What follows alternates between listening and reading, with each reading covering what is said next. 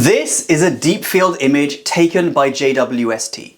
It contains over 20,000 galaxies, each one an island of billions of stars and planets. There are also several stars in our own galaxy appearing in the image. They appear as these bright white objects with the JWST diffraction spikes. They appear so bright because they're so much closer to us than the distant galaxies, not because they're really intrinsically brighter than a whole galaxy. By the way, be sure to stick around to the end of this video, because we have a whopping 3 different JWST fields to talk about today. The most surprising object in this first one though, is this thing right in the center. It looks kind of like a star with those diffraction spikes, but it's pinker?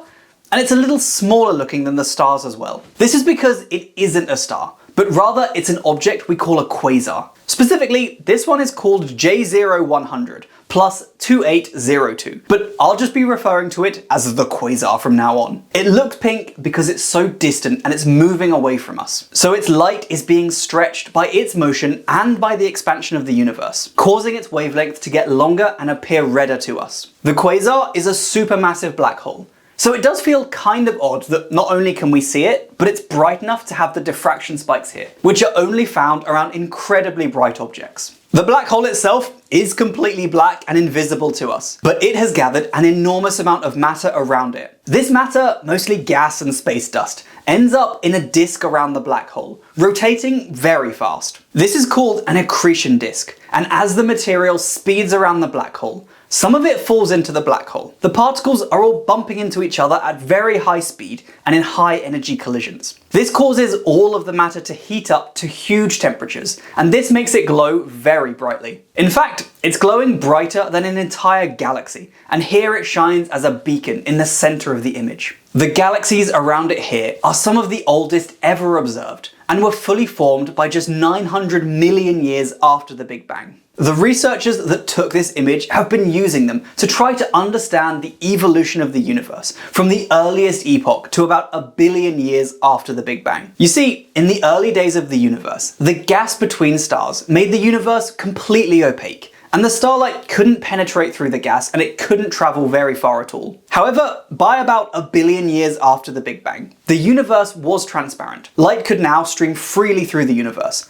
But why and how did this happen? Using images like this one, the researchers have found lots of star formation in these galaxies caused high energy radiation to be emitted. And eventually there was enough of this radiation to effectively blow the opaque gas out of the way. The galaxies essentially formed bubbles around them of transparent universe. As more and more of these bubbles formed, the whole universe eventually became transparent. This is a process and an epoch we call reionization. This image here was particularly helpful, since the old galaxies in it are all from a time when this was happening, and the light from the very bright quasar in the center is illuminating the gas incredibly well, making it easier to study. This made mapping it much easier and taught us a lot about reionization in the process. In general, quasars have turned out to be an incredibly useful thing to find in the universe. Here is another JWST deep field image. This one actually shows evidence for the large-scale structure of the universe that we call the cosmic web. It turns out that galaxies aren't spread randomly throughout the universe. They gather together into clusters, but they also form a large web-like maze out of filaments too, punctured with large cosmic voids that contain relatively few galaxies.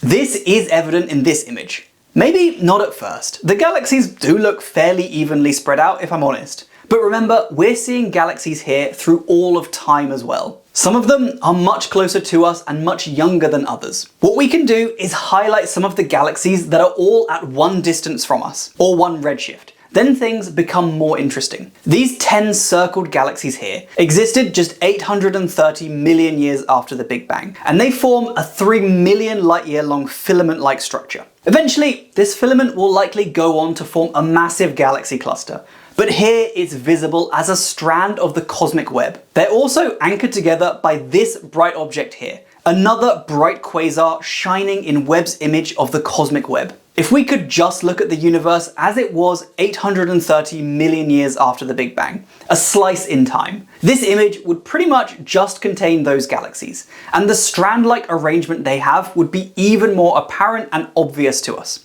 But this is a huge discovery. It was made by the ASPIRE team, which stands for a spectroscopic survey of biased halos in the reionization era.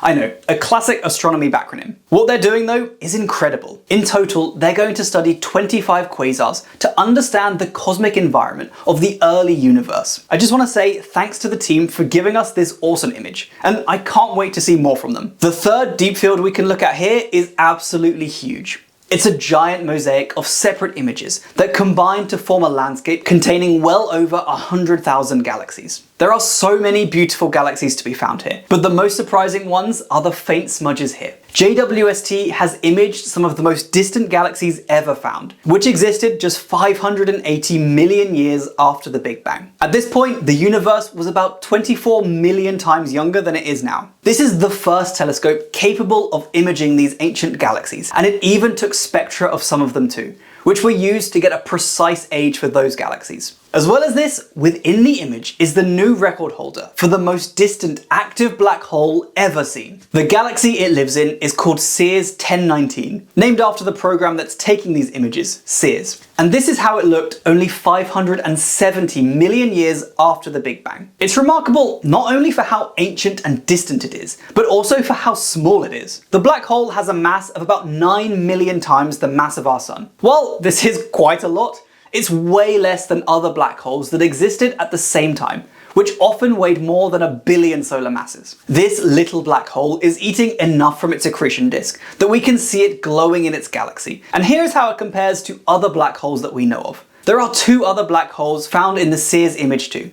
And again, spectra were used to get their precise age and distance. But 1019 is the new record holder. Leave me any quasar questions or comments you have in the comments below. Until next time, stay safe team. I'll see you soon. Bye!